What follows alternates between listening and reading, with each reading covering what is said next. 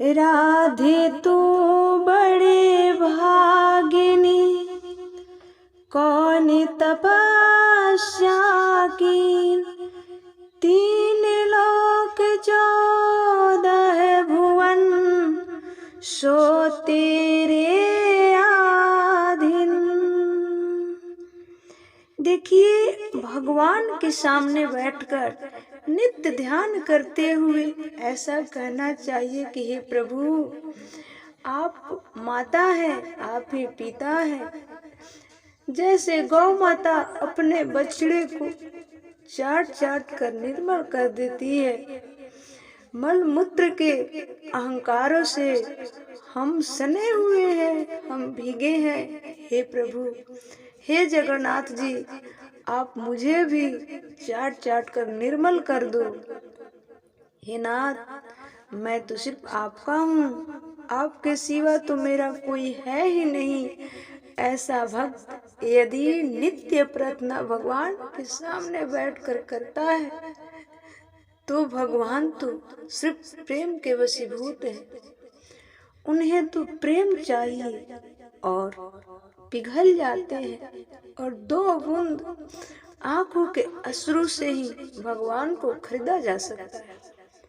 दूसरा कोई उपाय नहीं है उन्हें खरीदने के लिए। इसलिए मैं नित्य कहती हूँ कि हम सब मानव जितने भी हैं, सब अहंकार, काम, क्रोध, मल मूत्रों से सने हुए हैं। हम सबको अभिमान है, मैं मेरा का अभिमान है।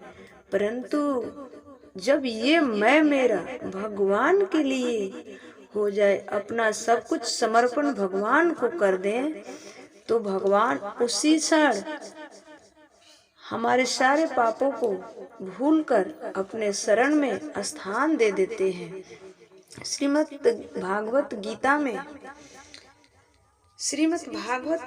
में 18वें अध्याय में 66 श्लोक में भगवान श्री कृष्ण द्वारा अर्जुन को दिया गया मंत्र है।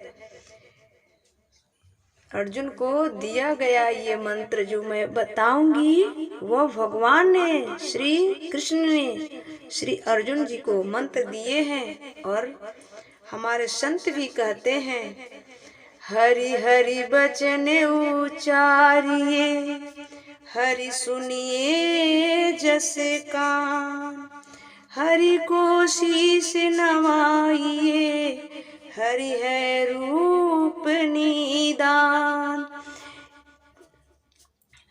किसी भी प्राणी में भगवान का स्वरूप मानकर उसे शीश नवाना चाहिए, उसे प्रणाम करना चाहिए। जीव जंतु सब में परमात्मा बैठे हैं, पर हम अज्ञानी हैं, हमें पता नहीं चलता, और अज्ञान से ढके हुए को ये दिखता भी नहीं कि परमात्मा कहाँ है। पत्थर के मूर्तियों में तो लोग भगवान देख लेते हैं, पर जो भगवान के बनाई हुई मूर्तियां हैं, इंसान है, जीव जंतु है, उसमें लोग नहीं देखते हैं। इसलिए कहते हैं भगवान श्री अर्जुन जी से, हाथन हरि के कर्म कर, पायन परिक्रमा दीजय, नैन निरखी भगवान को आत्मसमर्पण कीजय, आत्मसमर्पण कीजय।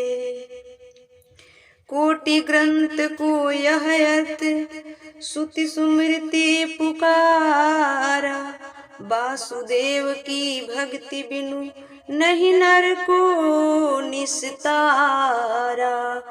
भगवान का नाम वासुदेव है। भगवान के भक्ति के बगैर मानव का कोई निस्तार नहीं है, चाहे वह स्त्री है, चाहे वह पुरुष है। इस श्रीमद् भागवत गीता का श्लोक मैं आप सभी के सामने सुना रही हूँ। व्यास बिना कथनी कान की करनी है सार, बिना भक्ति बिना पंडित वृद्धा ज्यों कर चंदन भार। बिना ज्ञान के वह पंडित जो माथे पर तिलक लगा लेता है, उस चंदन का भी उस पर भार है। वह चंदन लगाने से नहीं, भगवान की भक्ति करो और तब चंदन लगाओ। तो वह चंदन समर्पण कर दो कि हे प्रभु, मैं अपने मस्तक पर आपको सजाई हूँ या सजाया हूँ, तो वह चंदन भगवान के लिए स्वीकार हो जाएगा।